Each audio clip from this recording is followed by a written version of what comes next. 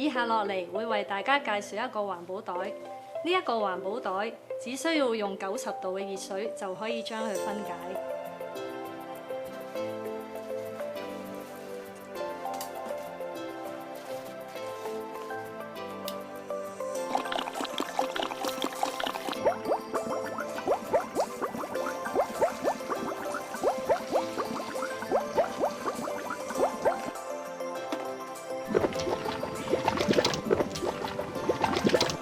哇！短幾秒，成個袋就分解咗啦！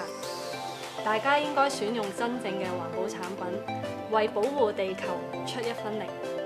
相信每個家庭都有大量嘅不織布袋。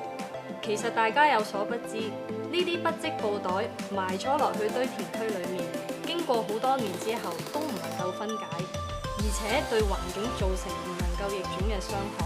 所以我哋需要一個能夠分解、無毒害、無污染嘅真正環保袋。就算唔用90度水分解，只要將環保袋放喺堆填區或者自然環境底下，只需幾個月就會自然分解，而且唔影響生態。